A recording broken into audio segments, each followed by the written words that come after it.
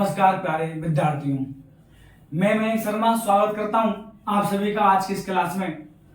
हम पढ़ रहे हैं प्रकाश और प्रकाश में हमारा चल रहा है अपवर्तन और उसमें हम लेंस तक की परिभाषाएं पढ़ चुके थे। अब हम पढ़ने वाले हैं लेंस से संबंधित महत्वपूर्ण परिभाषाएं। कुछ ही महत्वपूर्ण परिभाषाएं जो थोड़ी सी क्या है अलग है दर्पण से, बस उन्हीं के बारे में हमें क्या करना है अध्ययन। और पहली परिभाषा है बच्चों आपकी वक्रता केंद्र की। और समझते हैं कि लेंस के लिए वक्रता केंद्र क्या होता है। जैसे मान लीजिए मैंने मान ली दो गोले हैं, एक गोला ये रहा जिसका केंद्र क्या है C1 और ये रहा आपका दूसरा गोला जिसका केंद्र क्या है C2। अब आपको जो दो गोले दिखाई दे रहे हैं, यदि आप देखेंगे तो यदि मैं इसके बीच वाले भाग को लूं बाहर, तो आप यदि इनको काटोगे तो आपको ये वाला भाग प्राप्त होगा बीच वाला। और आप जांचते हैं कौन सा लेंस है, उत्तल लेंस है। तो मैं आपसे क्या ये नहीं कह सकता कि जो लेंस के दोनों पृष्ठ हैं वो क्या हैं गोलों के भाग हैं, और जिन गोलों के भाग हैं उन गोलों के केंद्र ही क्या कहलाते हैं वक्रता केंद्र कहलाते हैं, जिसे हम C1 और C2 से क्या करते हैं प्रदर्शित करते हैं। तो क्या परिभाषा हो गई कि लेंस के दोनों पृष्ठ जिन गोलों के क्या हैं भाग, उन गोलों के केंद्र को क्या कहा जाता है वक्रता केंद्र कहा जाता है। लेंस के दोनों पृष्ठ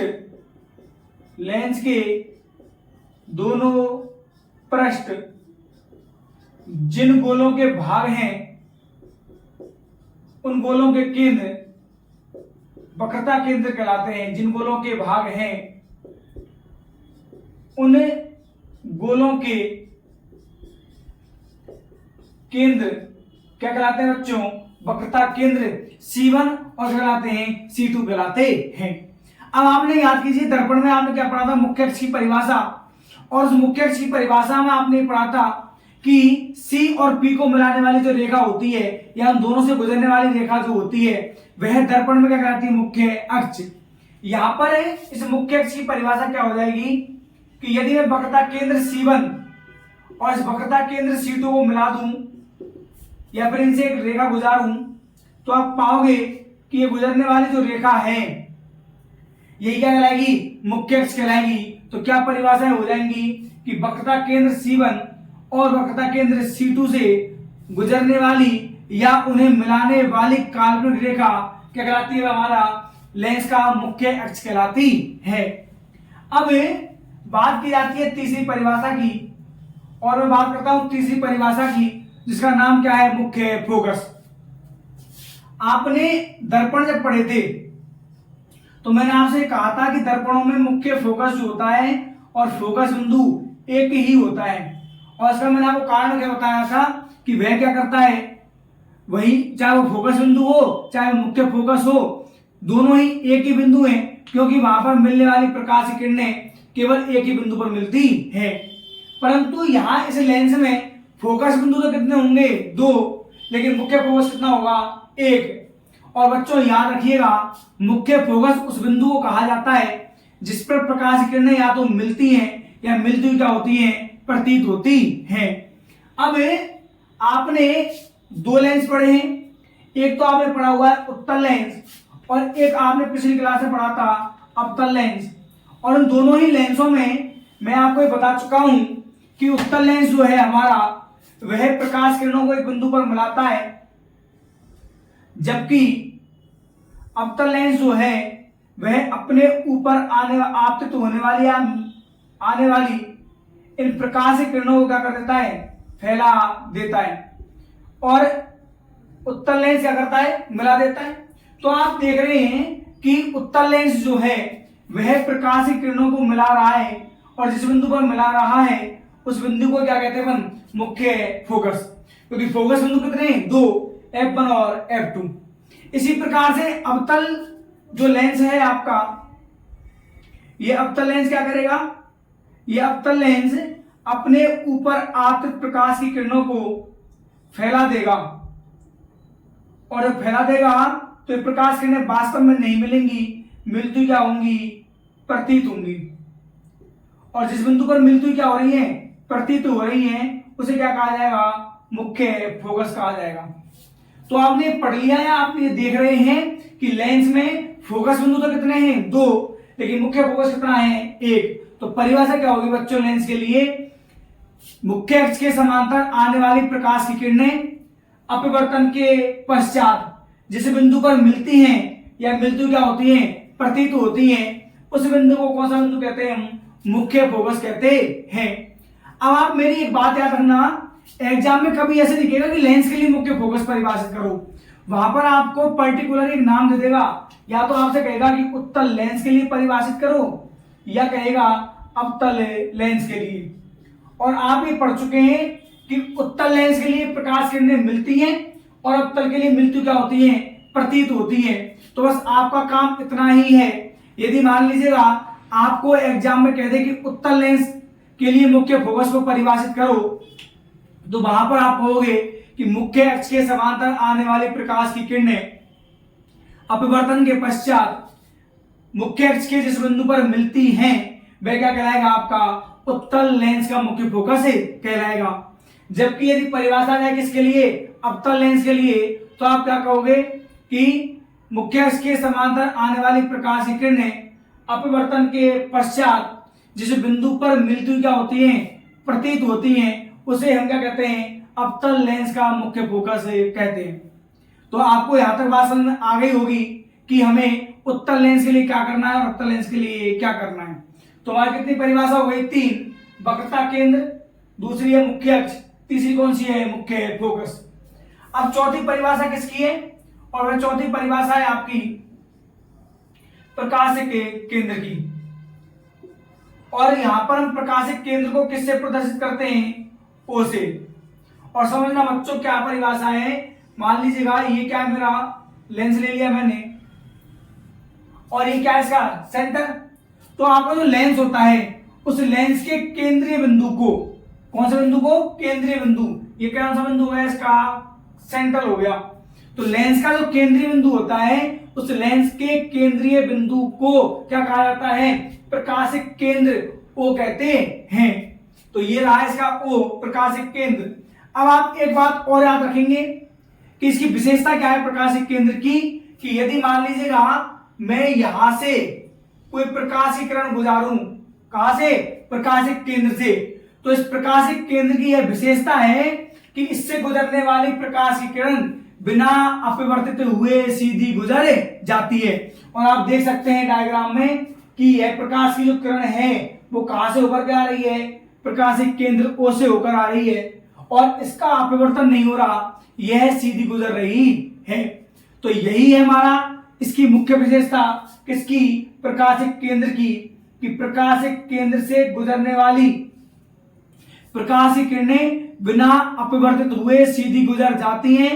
और एक बार एग्जाम में क्वेश्चन आ गया था कि लेंस के अंदर स्थित वह बिंदु जिससे गुजरने वाली प्रकाश की किरणें बिना अपवर्तित हुए सीधी गुजर जाती हैं, खाली जगह कहलाता है। तो क्या कहलाता है, आपका प्रकाशिक केंद्र कहलाता है, जिसे आप किससे प्रदर्शित करते हैं, ओ से। तो यह आपकी मुख्यतः कितनी परिभाषा है, 4, जो कुछ क्या है, अलग है दर्पणों से। एक पढ़ी आपने वक्रता केंद्र, दूसरा पढ़ा मुख्य अक्ष, तीसरा मुख्य फोकस, और चौथा आपने पढ़ लिया प्रकाशिक केंद्र। अब हम बात करते हैं बच्चों लेंस से प्रतिबिंबों के निर्माणों के नियम की। नियम पढ़ने हमें, जैसे आपने दर्पण में प्रतिबिंबों के निर्माण क्या पढ़े थे, नियम पढ़े थे, ठीक इसी प्रकार से हम यहां भी क्या पढ़ने वाले हैं, नियम पढ़ने वाले हैं, किससे, लेंसों से प्रतिबिंब के निर्माण के। तो चलिए चलते हैं अगली स्लाइड पर और बात करते हैं प्रतिबिंबों के निर्माण के नियम की। चलिए अब हम बात करते हैं लेंस से संबंधित चित्रों के निर्माण के नियमों की। और पहला नियम क्या है, देखना टोटल कितने नियम है, 3, दर्पण में कितने थे, 4, और बहुत ही आसान है। यदि आप पूर्ण समय में मुझसे जुड़े रहे हैं इस चैप्टर में तो आप पाएंगे कि आपके लिए क्या है, अब लेंस बहुत आसान होने वाला है। देखना पहला नियम क्या कहता है कि मुख्य अक्ष के समांतर आने वाली प्रकाश की किरण, प्रकाश किरण कैसे आ रही है, मुख्य अक्ष के समांतर, और मुख्य अक्ष के समांतर आने वाली प्रकाश की यह किरण अपवर्तन के पश्चात कहां से जाती है, मुख्य फोकस से होकर के जाती है। और देखो जा रही है, मैंने कहा मुख्य फोकस ना कि फोकस बिंदु। तो कहां से जा रही है? मुख्य अक्ष के समांतर आने वाली प्रकाश किरणें अपवर्तन के पश्चात या तो फोकस बिंदु से होकर के जाएगी या जाती क्या होगी? प्रतीत होगी। ठीक है। दूसरा नियम क्या है कि यदि मान लीजिएगा मैंने ये डायग्राम केवल उत्तल लेंस के लिए आपके सामने बना रखे हैं, क्योंकि ये नियम कभी पूछे नहीं जाते, सिर्फ और सिर्फ हमें पता होना चाहिए कि किस प्रकार से हमें अपवर्तित किरणें प्राप्त करनी है लेंसों में, जिससे क्या हो सके? प्रतिबिंबों का निर्माण हो सके। तो आपका दूसरा नियम क्या कह रहा है बच्चों कि मुख्य अक्ष के समांतर फोकस बिंदु से होकर के आपतित होने वाली प्रकाश की किरण अपवर्तन के पश्चात कहा जा रही है? मुख्य अक्ष के समांतर चली जाती है। क्या कह रहा हूं? दोबारा सुनना कि फोकस बिंदु से होकर के आपतित होने वाली प्रकाश की किरणें अपवर्तन के पश्चात फोकस बिंदु से होकर के जाती हैं। और तीसरा नियम मैंने अभी आपको बताया था कि लेंस के प्रकाशिक केंद्र से होकर गुजरने वाली प्रकाश की किरण बिना अपवर्तित हुए कहां चली जाती है? सीधी। तो आप देख रहे हैं कि कहां से जा रही है? ये प्रकाशिक केंद्र से, और इसका अपवर्तन नहीं हो रहा है। तो याद रखना, बिना विचलित हुए या विचलित हुए बिना ही यह प्रकाश किरण कहां चली जाती है? गुजर जाती है। तो कितने नियम हो गए? 3। अब इन 3 नियमों में से किन्हीं भी 2 नियमों का उपयोग करते हुए हम क्या करने वाले हैं? प्रतिबिंबों का निर्माण। और चलिए बात करते हैं आगे। तो हमारा टॉपिक है लेंस से चित्रों का निर्माण। और पहला क्या पढ़ने वाले बच्चों अपन? उत्तल लेंस से प्रतिबिंब का निर्माण। अब मैंने आपको पहले ही कह दिया है कि जो विशेषताएं अवतल दर्पण ने दर्शाई थी वही कौन दर्शाएगा? उत्तल लेंस। और जैसे आपने वहां पर पढ़ी थी 6 कंडीशन, ऐसे ही यहां भी हम क्या पढ़ने वाले हैं? 6 कंडीशन। किसके लिए? उत्तल लेंस के लिए। और करना कुछ नहीं है, जहां से आपने वहां किया था कि वस्तु को वहां क्या लाए थे? वो दर्पण के पास, या किसके पास लाएंगे? लेंस के पास। और प्रतिबिंब को कहां लेके जाएंगे? लेंस से दूर। बस इतना याद रखना, वहां पर प्रतिबिंब इधर बन रहे थे, यहां बनेंगे इधर, क्योंकि आप जानते हैं प्रकाश किरणें क्या होती हैं? प्रवेश करती हैं। तो पहली कंडीशन क्या है बच्चों? जब वस्तु कहां पर हो? अनंत पर। तो आप जानते हैं कि प्रतिबिंब कहां बनेगा? मुख्य फोकस पर। वहां पर किस पर बना था? मुख्य फोकस पर। और मुख्य फोकस का नाम क्या है? F2। तो सेम टू सेम चित्र है, बस दर्पण से क्या लिख दिया अपन ने? लेंस। अब मैंने पहले भी कहा था बिंदुओं को बाद में दर्शाइए। ये लेंस का होता है द्वारक। यदि आप चाहें तो इस प्रकार से द्वारक खींच सकते हैं लेंस में, और फिर क्या कर सकते हैं? किरणों को अपवर्तित करवा सकते हैं। तो द्वारक तक जैसे किरण आई, अब द्वारक से तुरंत क्या करनी है? प्रकाश किरण का अपवर्तन करवाना है। द्वारक खींच करके आपकी बीच में देखने की कंडीशन भी क्या है? समाप्त हो जाएगी। बस द्वारक खींचा, द्वारक सीधा होता है, और यहां तक लेके आए और क्या कर दिया? प्रकाश किरण को अपवर्तित करवा दिया। तो क्या कहता है पहला नियम कि मुख्य अक्ष के समांतर आने वाली प्रकाश की किरणें अपवर्तन के पश्चात मुख्य फोकस से गुजरती हैं, या गुजरती हुई क्या होती हैं? प्रतीत। तो ये कौन सा हो गया आपका? मुख्य फोकस। यह जितनी दूरी पर F2 है उतनी पर क्या हो जाएगा? F1। और F1 से उतनी दूरी पर कौन होगा? 2F1। आपने जिसे C1 कहा था उसे हमें क्या करें? 2F1। और जिसे आपने क्या कहा था? C2, उसे क्या कहा जा रहा है? 2F2 कहा जा रहा है। तो पहली बात तो ये दिमाग में से कंफ्यूजन डाल देना कि 2F1 क्या है, 2F2 क्या है। जिसे आपने C1 कहा था वो 2F1 है, और जिसे आपने क्या कहा था? C2, वो क्या है? 2F2। तो ये क्या हो गया आपका? F2, और उतनी दूरी पर क्या बन जाएगा? 2F2। तो पहला नियम क्या था? मुख्य अक्ष के समांतर आने वाली प्रकाश किरणें मुख्य फोकस में मिलती हैं। तो देखो प्रतिबिंब का क्या हो गया है? निर्माण। सेम टू सेम है, अवतल दर्पण जैसा ही। अब क्या करते हैं अपन? हम लिखेंगे प्रतिबिंब की स्थिति और उसका स्वरूप। तो बताइए बच्चों, पहली बात तो कहां बन रहा है? F2 पर। और आप जानते हैं कि प्रकाश किरणें वास्तव में मिल रही हैं, इसलिए बनने वाला प्रतिबिंब कैसा होगा? वास्तविक होगा। और कैसा होगा? उल्टा।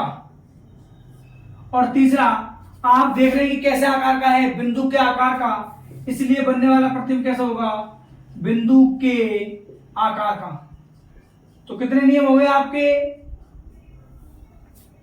3 तो कंडीशन हो गई, और ये पहला नियम से क्या बना लिया आपने? डायग्राम। अब चले दूसरे नियम पर, या सॉरी दूसरी स्थिति पर, और क्या होगी? मैंने क्या कहा? वस्तु लेंस के पास लानी है, अभी कारक हुई है अनंत पर। अब अगली कंडीशन में कहा जाएगी अनंत और 2f1 के मध्य। बुलाई नहीं आएगी, पढ़ चुके हैं अपन ऐसा। कहां बनेगा? अभी कहां बना है? F2 पर, तो अब कहां बनेगा? F2 और 2f2 के मध्य। तो आसान है बनाना। तो चलिए चलते हैं दूसरी स्थिति पर। और क्या होगी आपकी दूसरी स्थिति? जब वस्तु अनंत और कहां हो? 2f1 के मध्य। अब हम बात करते हैं दूसरी कंडीशन की, और दूसरी कंडीशन क्या है? जब वस्तु अनंत और 2f1 के मध्य हो। तो मैंने कहा कितने नियम पढ़े? 3, और 3 में से कोई भी 2 नियम उपयोग कर लीजिए और आपका डायग्राम बने जाएगा। पहला नियम क्या होता है बच्चों? कि मुख्य अक्ष के समांतर आने वाली प्रकाश की किरणें ले आया द्वारा तक अपवर्तन के पश्चात कहां से जाती हैं? मुख्य फोकस से होकर के गुजरती है। अब F2 और 2F2 बाद में दर्शाया करो।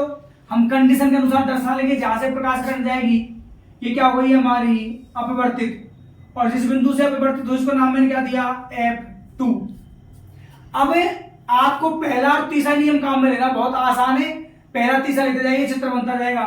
तीसरा नियम क्या कहता है बच्चों? कि प्रकाशिक केंद्र O से गुजरने वाली प्रकाश की किरणें, ये क्या है आपका? O। तो प्रकाशिक बिंदु या प्रकाशिक केंद्र O से गुजरने वाली प्रकाश की किरणें बिना अपवर्तित हुए सीधी गुजर जाती है। तो देखो सीधी गुजर गई है, कोई अपवर्तन नहीं हुआ। यह इधर गई है इसलिए एरो का चिन्ह इधर, और यह ऐसे गई है तो एरो का चिन्ह इधर आ जाएगा। जहां पर प्रकाश किरणें मिलती है वहां पर तीर के चिन्ह का बनता है मुंह, और पैर कहां पर? मुख्य अक्ष पर। कहां बनना चाहिए? F2 और 2F2 के मध्य।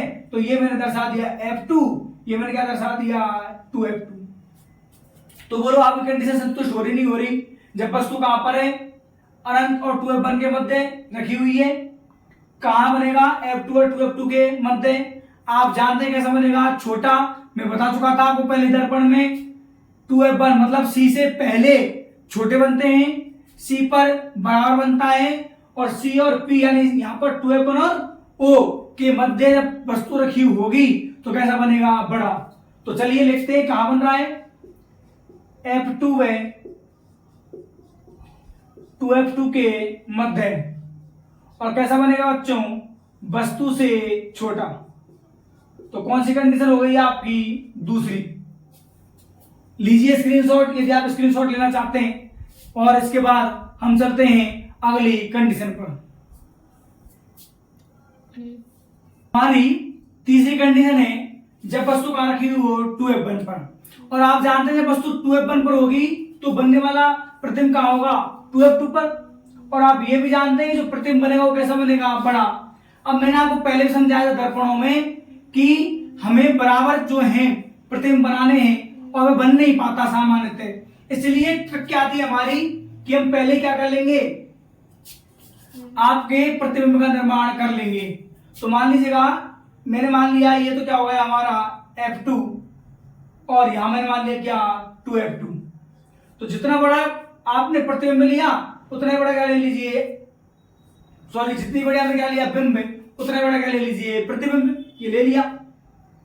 अब इसके सिर पर क्या मिलना चाहिए? दोनों अपवर्तित किरणें मिलनी चाहिए। तो पहला नियम क्या है बच्चों? मुख्य अक्ष के समांतर आने वाली प्रकाश की किरणें अपवर्तन के पश्चात मुख्य फोकस से होकर के गुजरती हैं। तो देख लो पहली किरण कहां से आ रही है? मुख्य फोकस से। और तीसरा नियम क्या है आपका? प्रकाशिक केंद्र O से होकर के गुजरने वाली प्रकाश की किरणें बिना अपवर्तित हुए सीधी गुजर जाती हैं। तो ये प्रकाशिक केंद्र है, याद रखना मध्य में से जानी चाहिए क्योंकि प्रकाशिक केंद्र मध्य में ही होता है। और ये रही आपकी एरो, और जहां मिल रही है वहां तीर के चिन्ह का मुंह और पैर कहां पर? मुख्य अक्ष पर। तो आप पा रहे हैं कि दोनों ही वस्तुएं जो हैं, एक तो वस्तु और सॉरी दूसरा क्या है आपका? प्रतिबिंब, वो कैसा है? बराबर है। और 2f1 पर वस्तु है तो प्रतिबिंब कहां बन रहा है? 2f2 पर। और कैसा है? वास्तविक और उल्टा। तो क्या लिखेंगे आप? 2f2 पर वही वास्तविक और उल्टा, और तीसरा आप जानते हैं कैसा बनेगा, वस्तु के बराबर के आकार का। तो कितनी कंडीशन होगी बच्चों, 3। इसके बाद हम बात करने वाले हैं